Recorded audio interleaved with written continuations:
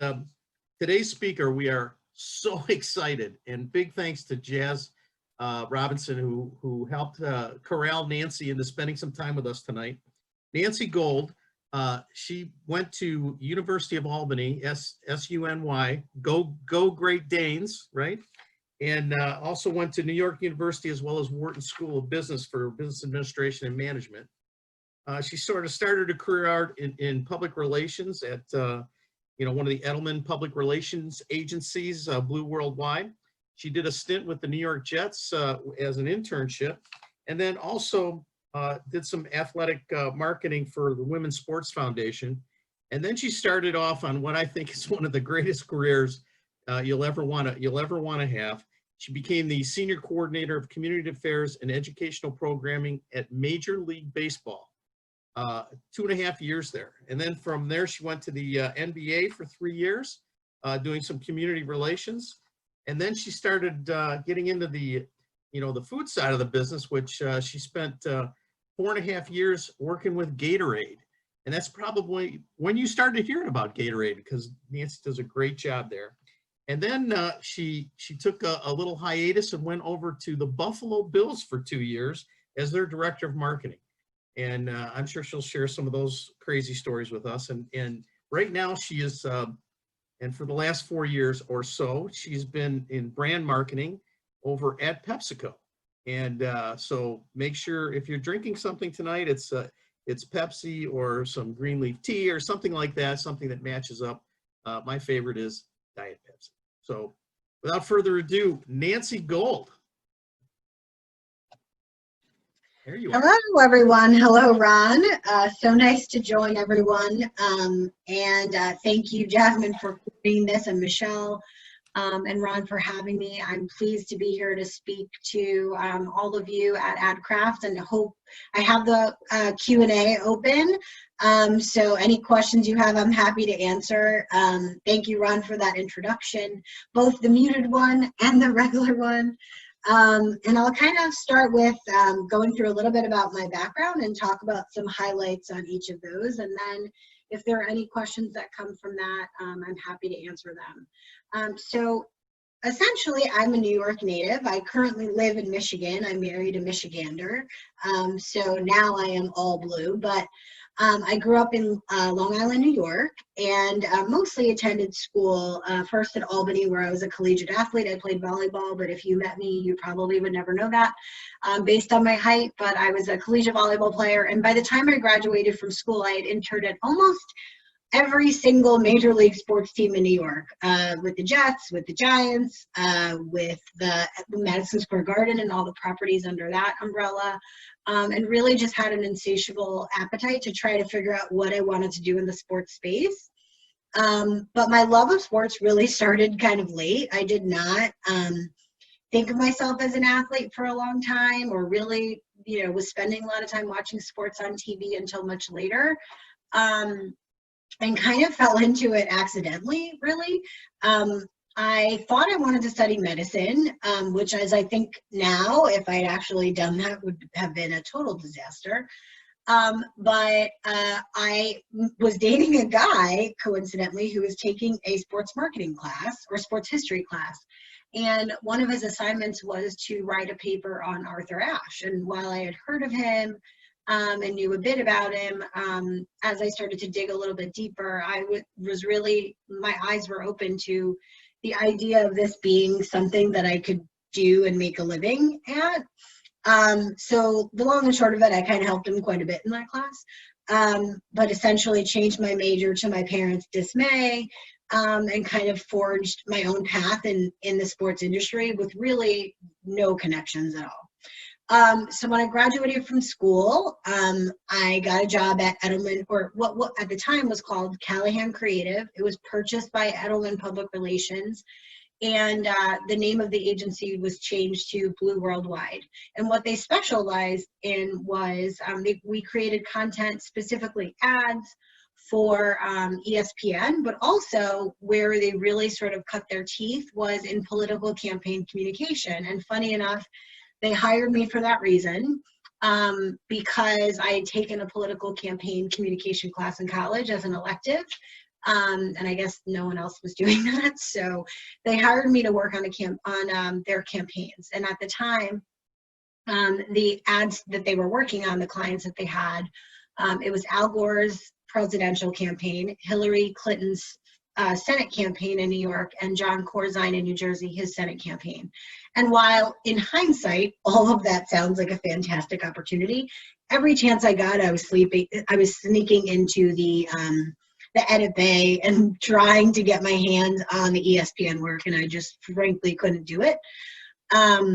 So while I enjoyed my experience there, and then was part of the longest election in the history of this country that didn't end and resulted in some recounts, I moved and ultimately got another opportunity and moved on to the Women's Sports Foundation. And the Women's Sports Foundation was located at the time on Long Island. It is now in the New York City area. But that organization really is focused around girls and women and having equal opportunity in sports, specifically Title IX. And, you know, as a college athlete, I was certainly had benefited from Title IX, and but truthfully didn't watch a lot of women's sports outside of the Olympics. So I watched some Olympic volleyball, some Olympic basketball, gymnastics, ice hockey, but I was not watching women's sports outside of that. And that may have been more of my interest, but also I had an older brother, and when we fight for the remote, I never won. So I ended up watching a lot more football than WNBA basketball. But at the Women's Sports Foundation, my role there was to cultivate relationships with champion and Olympic athletes across as many sports as are considered sports. So I worked with Olympic curlers, I've worked with basketball players, boxers, billiards players, and really to cultivate relationships with them where I would foster partnerships with some of our sponsors and or would act almost like a sports agent where I would book events for them, and partners would pay the Women's Sports Foundation and enjoy the tax write-off. But with that, they would get an experience with Layla Ali or Jeanette Lee or any female athlete that they could afford. And a percentage of the proceeds, rather than paying their agent, they would pay the Women's Sports Foundation through donation. So that sort of was my first foray into sports. Then at the same time, I started going back to school. I went to NYU to get start my master's education in sports business. And one of my professors, his name is Bill Henneberry, and he was a longtime executive at Major League Baseball. And there was an opportunity in their community relations department. And to be, again, super candid, could care less about baseball, sorry, Ron, and had no desire to work at the league office. And he sort of pushed me to say, listen, just go to the interview and see how you feel and see what you think. And from there, we'll move on. But at that time, I was so focused on getting to the NBA that I kind of was like, all right, fine, if you're making me, I'll go to this interview. And boy, did they blow my socks off. It was such an incredible experience to learn so much about the history of the game and how important that is. But also not to sort of forget about the nostalgia of baseball and really why all of those things around the game, like the smell of the grass when you walk out onto the field, to your seats, that first moment where you leave the concourse and actually get a glimpse of the field, all of those feelings are really specific to baseball. And that's what I grew to love about it. While I was there, when I worked in community relations and educational programming, I worked around what they call jewel events. So opening day, Mother's Day with the Pink Bat and breast cancer awareness program, Father's Day around prostate cancer, Jackie Robinson Day, and then around the jewel events for World Series. And at that time, they had launched World Baseball Classic. So it was my first opportunity to do some global work. And at that point, baseball had been kicked out of the Olympics, so they wanted to continue to grow the game globally, and they created their own event to do so. So, you know, what was interesting, in addition to working to those jewel events, was building out partnerships with the Boys and Girls Club of America, and any opportunity that I had to be able to help them raise money. That's essentially what my job was. And then in addition to that, during that time, when I worked there, was Hurricane Katrina, and I led our hurricane response efforts as a league to that portion of the country. And what we did that season was every single team sort of donated houses and built these habitat houses at their locations, or at spring training, or at the All-Star game, or at World Baseball Classic. And by the time we were done with the season and done with the project, we had built essentially a number of houses that we put all on the same street, and players had signed them. And then we were able to give those houses to these deserving families. And I mean, that event and that dinner and that experience of meeting these families who worked with our players to build their homes and recover from such a traumatic experience of losing everything in a hurricane was one of the best joys of my life, that I could help in any way get these families back on their feet. So that was a cool experience, but onward and upward. There was an opportunity at the NBA. My boss at Major League Baseball, frankly, I wasn't able to be promoted anymore because people in these coveted jobs just never leave. And there was a comparable opportunity at the NBA that was a level higher. He had actually worked with my boss at the NBA many, many years before. And I essentially asked for a trade. And so I had the opportunity to move over to the NBA, did a very similar role, but it was community and player programs, where we also did rookie orientation and teaching players about sort of how to acclimate to the league and all the things that happen to you when you become an athlete, and how we can help them throughout their journey of being a professional athlete from rookie to retirement. But in addition to that, I worked primarily on NBA cares, or WNBA cares, or G League cares. And that was essentially events where we would work with a number of different charities and organizations, and have players do things like literacy programs or green programs. And it's really sort of been a lot of what the NBA has continued to be. If you have been watching any of the playoffs now, the players really focused around social justice, and players like LeBron James leading this effort of more than an athlete. I was sort of on the ground floor of that before it became something that, might seem to some a little bit more provocative, because we were mainly doing work around NBA Cares was focused around building places where kids could live, learn, and play. So building homes, building playgrounds, and enhancing school environments or libraries, and making them sort of more attractive to kids to be able to come to school and learn, or go to the library and learn. So then from there, I decided I wanted to leave New York. I was tired of being broke because it's so expensive. So I moved off to Chicago and took a role with Gatorade. And for a number of years, I'd worked with Gatorade, even beginning at the Women's Sports Foundation, and cultivated relationships. So by the time there was an opportunity open to go to this iconic brand and work on the brand side, finally, I couldn't pass it up, particularly in a city that's significantly cheaper than New York.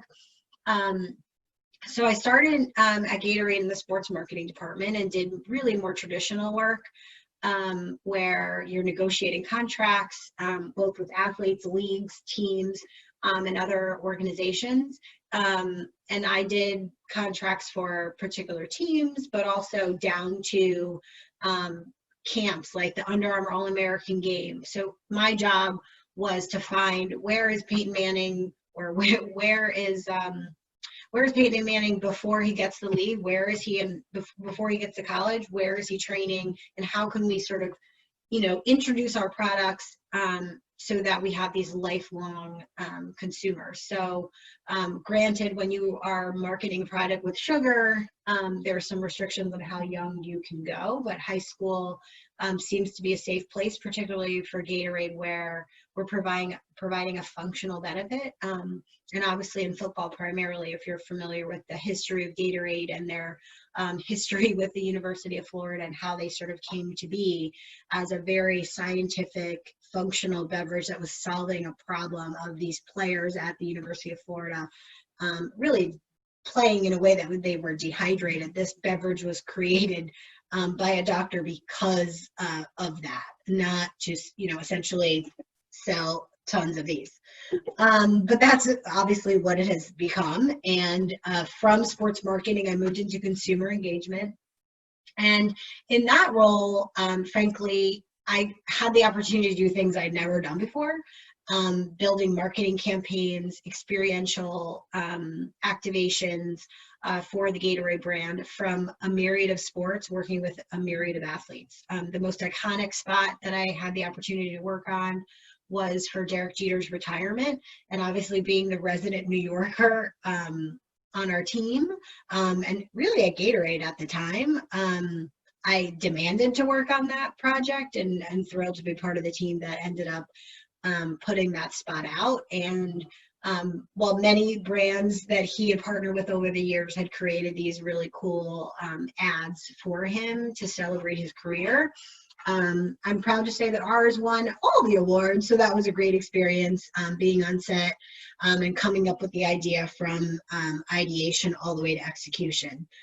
In addition to that, I also got to work on a sport that I knew nothing about in consumer engagement, and that was global soccer, or global football, or soccer as we call it in this country. But Gatorade had formed a partnership with the Brazilian national team, and from there we had an opportunity to, we provided some assets to them as it relates to GSSI testing. We had provided them obviously with some product, but also developed with them some new innovative ways to fuel athletes. So think of it like we're at practice tracking how much you're sweating with a sweat patch. And from that, we're determining, weighing you before practice and after practice, how much sweat you're losing and how we can help this team on this journey to the World Cup. But from a content standpoint, where I fit in was creating a piece of content, or in this case, it was a film that we sold to ESPN that really followed the team on this journey. So think of it like a 30 for 30 documentary focused around that.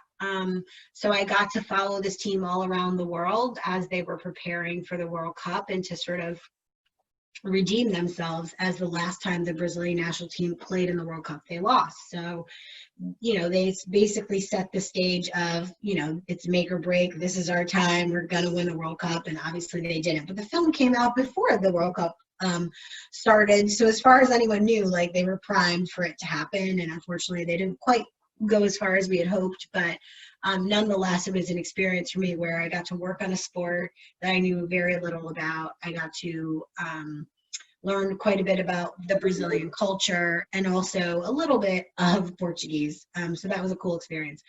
But then my first love is still always football. I ended up marrying a football coach. But from that, I had an opportunity to lead the marketing department for the Buffalo Bills.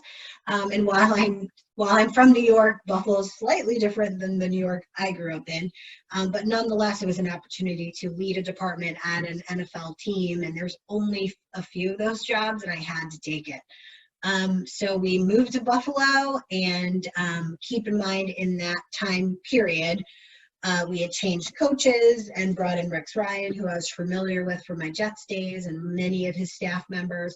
But also we had a new owner. And what I really found intriguing about the ownership group there is that the Pagula family, Kim in particular, who was really leading the business side and now is the president of the team, is one of very few minority owners in sports, let alone in football. So, I thought for me, it was an opportunity to really be able to sort of help in that regard, not just in sort of traditional marketing and branding this team, but also to sort of brand her as an owner of an NFL franchise. Because while they had been an owner of the Sabres in hockey, owning an NFL team is a completely different animal, and trying to make, or helping them understand that you kind of need to be committed from, regardless of whether we're winning or losing, that they need to be all in. So that was an interesting journey. And obviously with Rex Ryan and some of the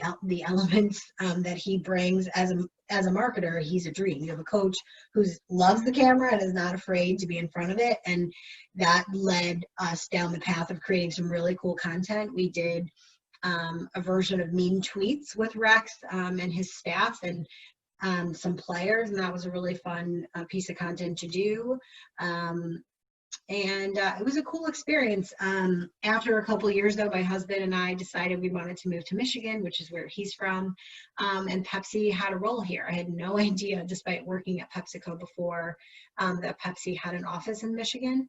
And it was an opportunity to work again on the brand side, but in a different way and on a different myriad of brands. So while Pepsi owns a number of different beverages and products, primarily what Jasmine and I work on is Pepsi First, Mountain Dew, Bubbly Water, Aquafina, Lipton, Brisk. It goes on, but those are the sort of primary brands that we work on. And we really work from a partnership space in managing the partnerships with a number of the teams in the North Division, which is where we sit. So our North Division has it's the most profitable division at PepsiCo. We have four divisions altogether, the North leading the way. It's also besides being the most profitable division, it's also the division that has the most number of sports partnerships. So on the NFL side, we lead our partnerships with 8 different teams, and Jasmine and I oversee a number of those, in addition to NBA partnerships, some college partnerships, hockey, etc. So the cool thing is, the season never ends because we work on all sports. And the other cool thing is that when you work outside in the field, in a field office, rather than looking at things from a global lens or even a national lens, you can really identify some cool partnerships and activations that you're doing with teams that are really unique to that market or that partner, rather than sort of trying to lift and shift a lot of activations from place to place. So, for example, one of the partnerships or campaigns that we just led was a partnership with the Buffalo Bills. And obviously, now being on the other side, I have a much more of an understanding of what the Bills Mafia is all about. But in this really challenging time with COVID, in addition to all the really, really important things that people are missing, like just general interaction, health, wellness, is people are missing tailgating. And in Buffalo in particular, tailgating really is the only thing that happens on Sunday before kickoff, and even after, and even during. And fans not being able to go to games, at least the first couple, is really a blow to that fan base, who is, at this point, now that Tom Brady's left, it couldn't be more excited to play this season. And here they are, and their fans are at home. So what Jasmine and I put together is this tailgate experience where fans can win this really cool, pimped out, very reminiscent of Pimp My Ride meets MTV Cribs tailgate truck that will come to your house, and you will be able to watch a Bills game with Hall of Famer Thurman Thomas. So super cool experience. You win a bunch of other little things, but that's the big thing. And what's really been fun and unique is that this tailgate truck looks like, if you've ever seen Dumb and Dumber, the head of it looks like the head of a buffalo. It is absolutely the coolest thing you've ever seen, even for someone like me who's not a Bills fan. But already we've done the content and people have seen it a little bit. The campaign's launched, but it's going to be in market throughout the month of October, making these tailgate stops for winners, in addition to making some stops with some of our customers, both in the food service side of our business, but also the retail side of our business. And then, the net of all these cool things that we do is essentially driving activity in the market. At the end of the day, we need to make money, and the commercial side of the business is critical to what we do. So, everything we do from a field standpoint or a division standpoint is tied to retailers and our customers who are buying Pepsi. And that's what we build some of these activations to do. Our Steelers partnership is equally awesome and cool. If you know anything about Juju Smith-Schuster, their wide receiver, who had an amazing game this week for many people's fantasy teams. We partnered with him because when he was a rookie, he had lost his bike, or his bike was stolen. Sorry, he didn't lose it. And we built out this promotion where you get to ride your bike with Juju and maybe another player or two in and around Heinz Field with him on a tour. So again, more than anything, we're looking for things that we can't exactly lift and shift that are really endemic to the market, and are things that people can't buy, but in experiences that we can give our consumers that transcend not just the consumer that's receiving it, but from a content standpoint, people care about what that is. And from that, they build affinity with our brand, and that drives activity in the market. So that's, I think, the net of my career. I've certainly bounced around quite a bit, and highly recommend it.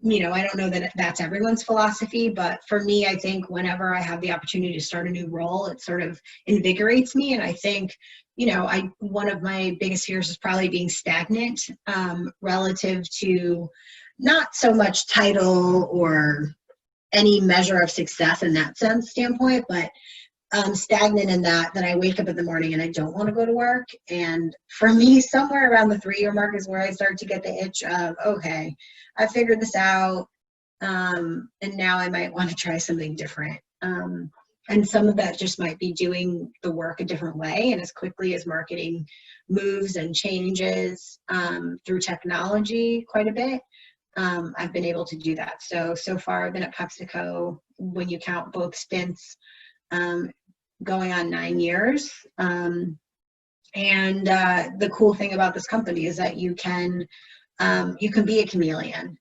They really are interested in creating these general marketers. And what that allows you to do is work across all of our marketing functions, whether that's insights or consumer engagement or partnerships or innovation. So wherever you have some curiosity and interest, you have an opportunity to move, assuming you are mobile and willing to do that. So it helps in that sense keep things fresh, which for me is super critical. So that's a bit about me. I'm going to open it up for any questions. If anyone has any about any of those experiences and others. I'm also happy to share some of my not so great highlights, as any marketer or any person really can attest. There's definitely been some mistakes along the way. So I'm here to answer any questions that anyone might have. Oh, I think I see one. Biggest challenge, what has been your biggest challenge and hardest decision in your professional career? Ooh, well, so biggest challenge.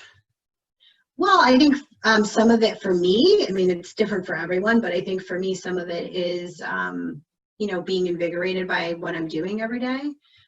So I think changing roles has allowed me to kind of overcome that a little bit. The hardest decision I would say would have been leaving Buffalo. And not because, no slight on the city, it wasn't quite a fit. But I think when I was younger and I was making decisions, I was making them for me. And it only mattered how it affected me. As you get older and maybe you decide to get married or whatever, now every decision I make affects a few more people, my husband and now my son. So some of it can limit you in the sense that you can't just jump and do whatever you want to do all the time. So that's been a little bit of a challenge, but at the end of the day, you know, my success is not as wonderful without those people. So sometimes you kind of, you know, you may turn down a job or walk away from a job because it's not the right fit for everybody. But that's a constant struggle that you have the more and more people you let in your life. So that has been a challenge. The other I would say is being a woman in the sports business and a woman of color in the sports business. There's not a lot of people that look like you.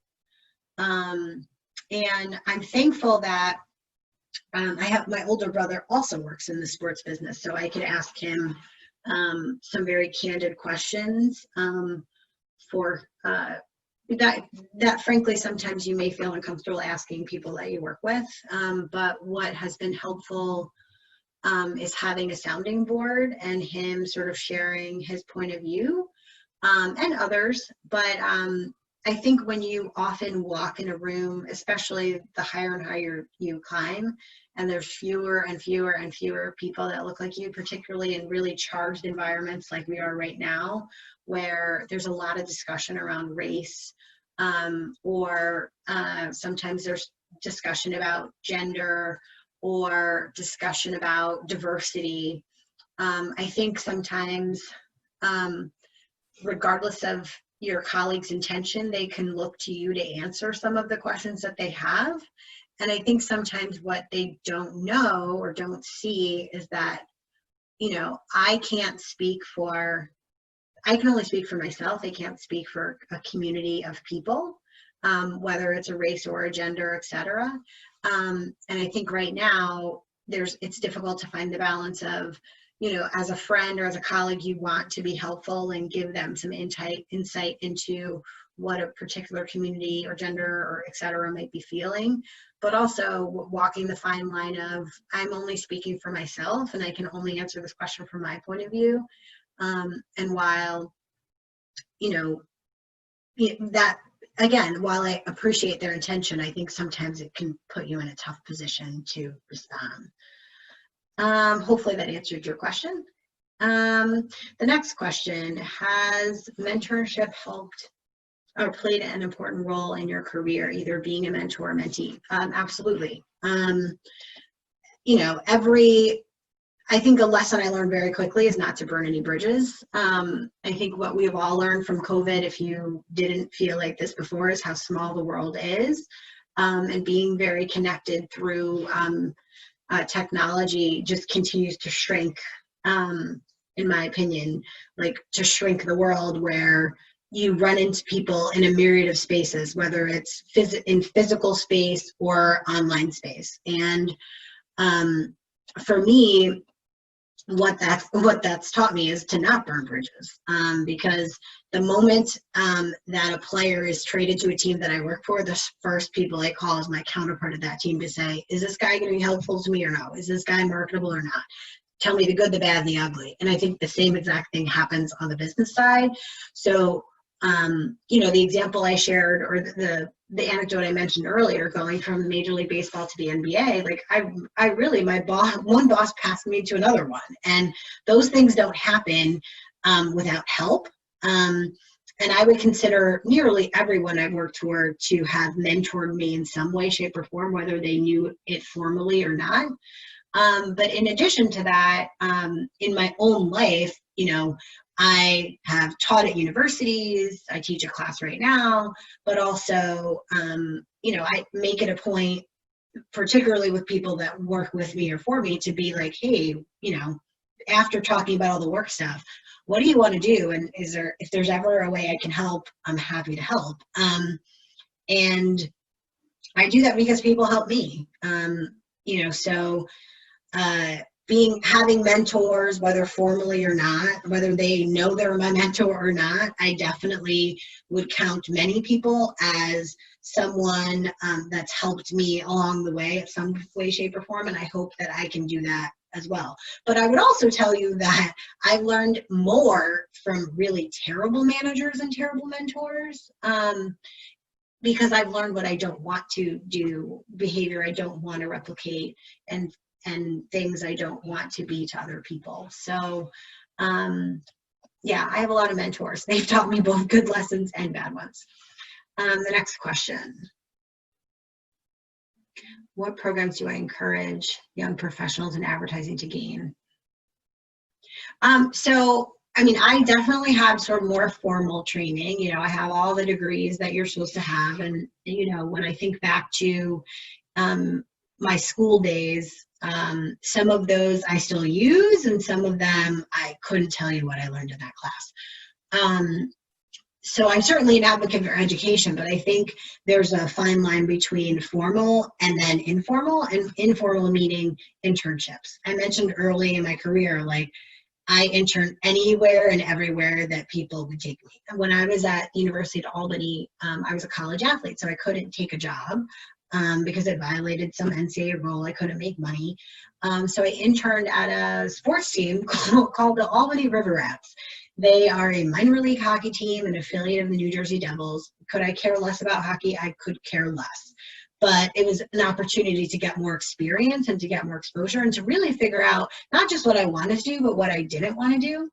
And I did any and everything from traditional marketing and promotions. I had to skate on the ice. At one game, the mascot got hurt, and they needed someone who was just about the right height and could skate to be the mascot for the rest of the game. So I even did that.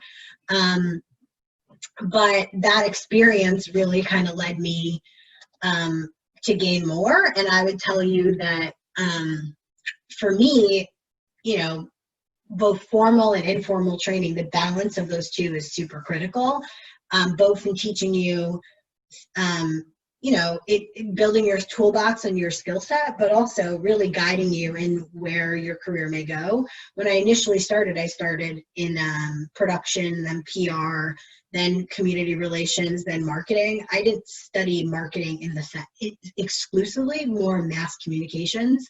But a lot of what guided me was experience. And, you know, at PepsiCo, even now, when I first got that role at Gatorade, where I moved from sports marketing to consumer engagement, I definitely had never made a film or two. I'd never made a TV commercial. And those are all things that I was being tasked to do. And some of it is very much sink or swim.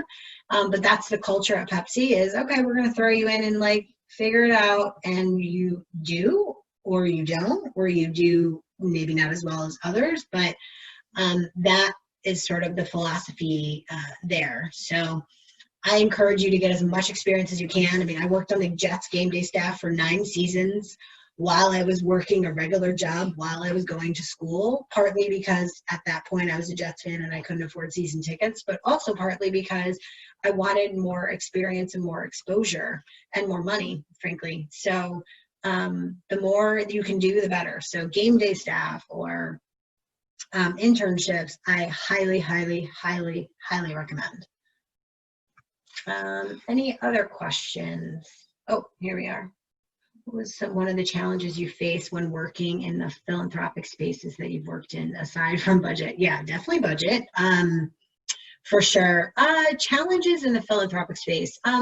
Well, when I worked at the Women's Sports Foundation, I would tell you that I think one of the challenges also nonprofits face is because of their budgets, they also have less access to talent sometimes, particularly at a lower level. I think executive directors, they spend a ton of time finding very experienced people, but at the bottom, they don't quite have that, and they also don't have the time or, frankly, the resources to be able to build their skill sets. So you really are sometimes like flying at the seat of your pants, and you don't really have a ton of guidance on how to do that.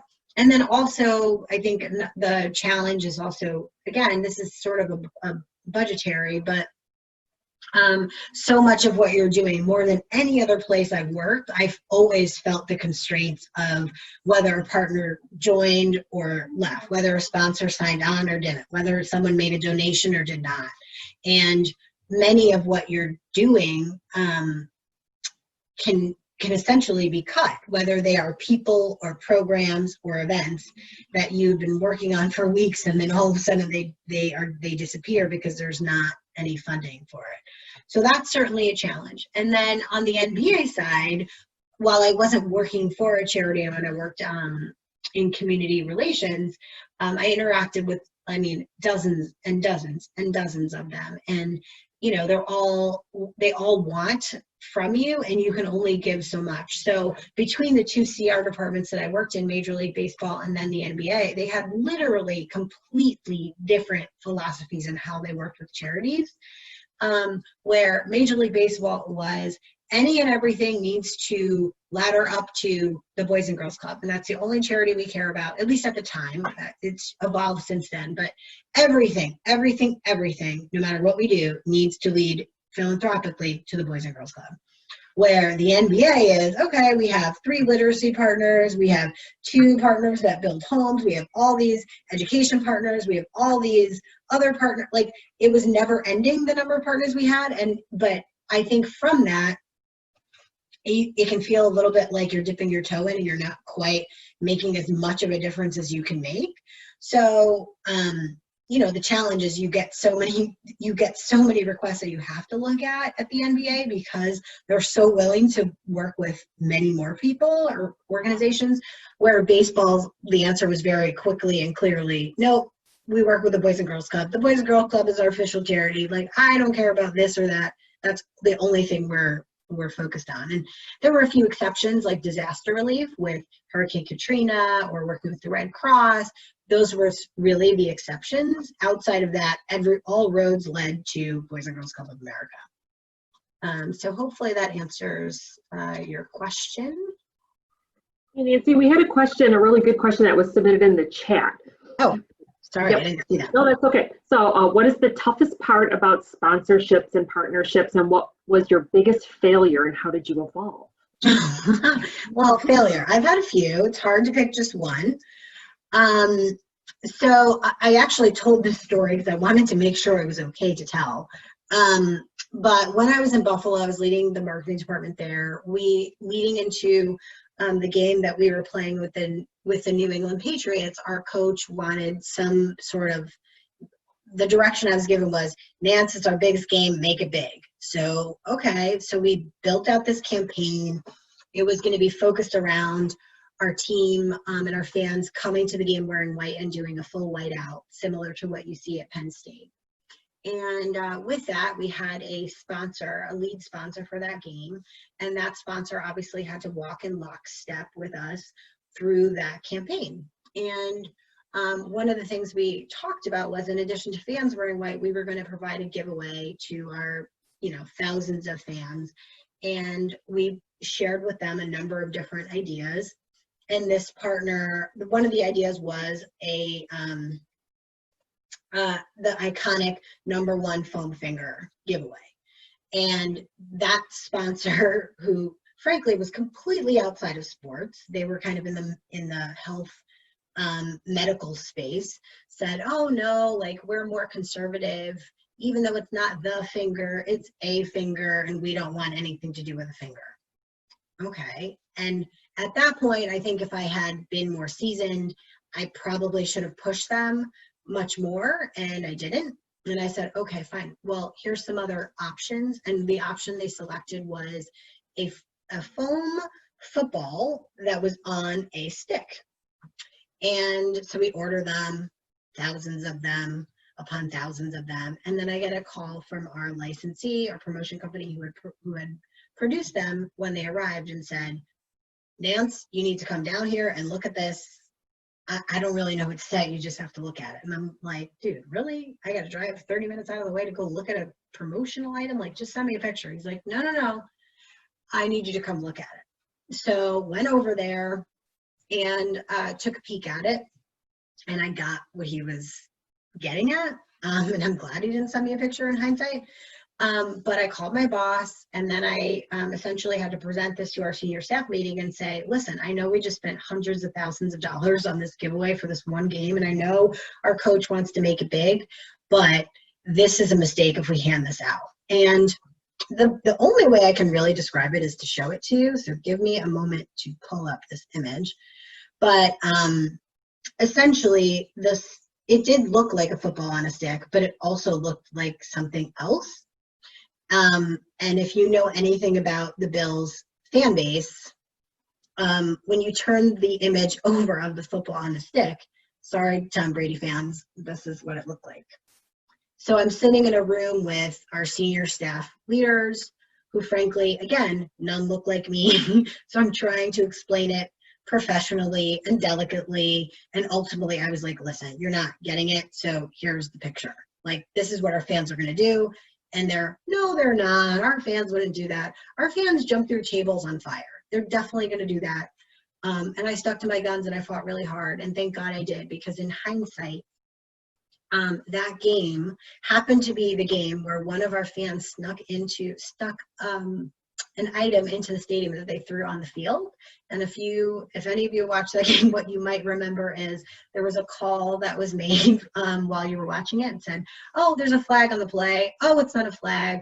A fan threw an object on the field, and what that object was a dildo. So I could have been the marketer that handed out these white foam items that then were displayed on the field, and that would have been the end of my career. So at least in the traditional sense, I'd probably be working at like an energy company or something. But I say that to say, you know, why I consider that to be a mistake, though a mistake that I rectified in some way, shape, or form, because at least we didn't hand them out. Financially, the investment that we made was huge. Did I deliver upon what my coach asked me to do in making the game big? Not as big as it could have been if I had pushed the sponsor and said, listen, I know that you're conservative. The foam #1 finger is iconic to sports. If I pushed them a little bit harder, then perhaps we could have delivered on that. So I consider that to be the biggest mistake and best recovery I've ever made. But still, at the end of the day, it's something that I could have done better. So that was a disaster. That was a disaster. Awesome. Any questions about that? Well, thank you for sharing that story. I don't see any further questions, but I have one for you. So our audience are young professionals in the marketing industry. We do have some college students who are part of the advanced program. So could you just share in a couple of minutes, when you're hiring someone for your team, you know, what are you looking for? What can someone really do to set themselves apart, especially because in this, you know, in our COVID world right now, you know, it's getting trickier, more challenging to find internships, things like that. So any tips you can give people so they can set themselves apart and really position themselves for success would be appreciated. Sure. So I'll actually attribute this a lot to our experience hiring Jasmine, and some of it seems really basic. But obviously preparation for an interview is key. When we're looking for a candidate, depending on the role, sometimes we're looking for a ton of experience. Sometimes, obviously, if it's in the entry-level position, it's more about fit. And, you know, the biggest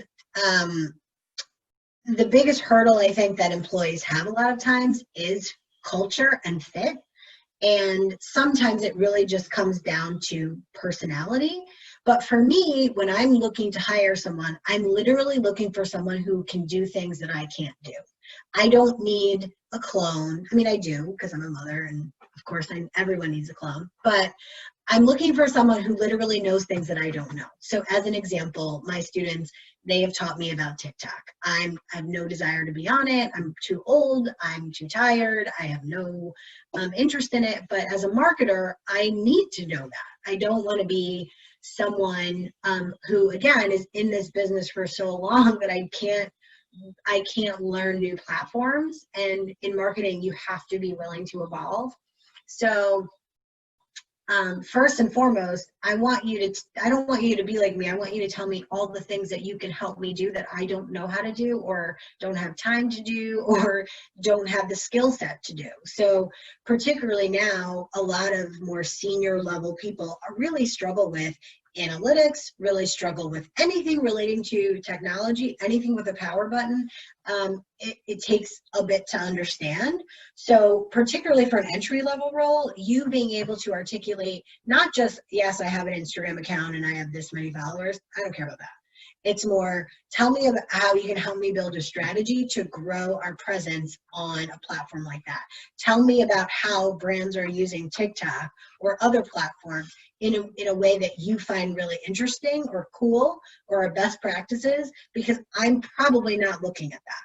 So in those instances, I'm 100% looking for someone that can balance me out, almost like I'm looking for a partner and I'm dating. Like, it's really about trying to find the right fit and to find someone who can complement the work that I'm trying to accomplish. So, and then the last thing that I want to point out is, and not to put Jasmine on the spot, but when Jasmine interviewed with us, what set her apart when it came to our senior leadership, when they interviewed her, was she was the only candidate that sent a thank you note.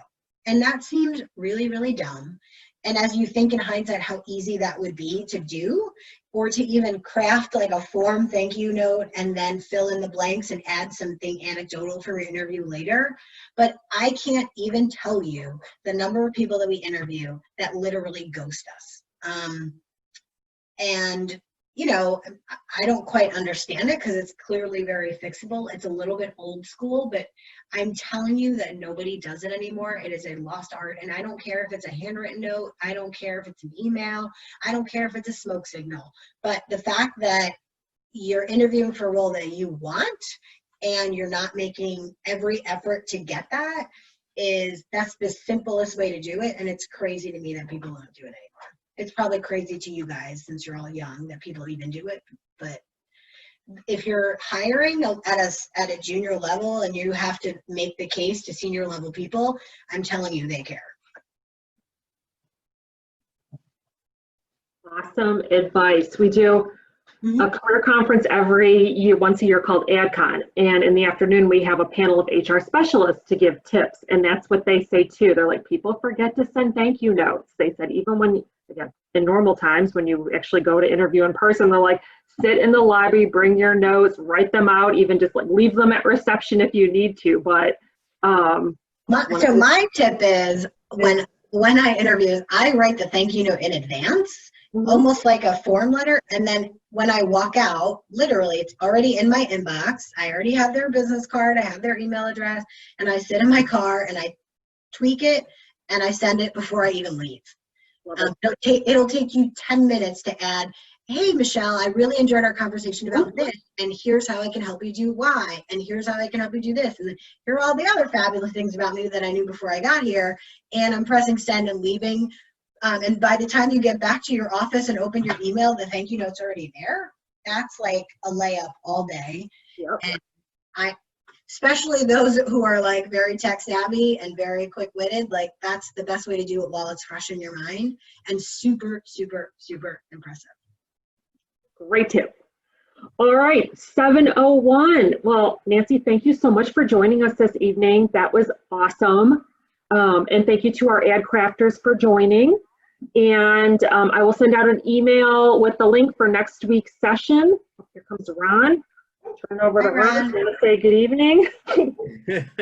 I just wanted to bring up that next week we've got Jim Berline, and he is he owns his own ad agency. He started it from scratch, and he's got a great story too.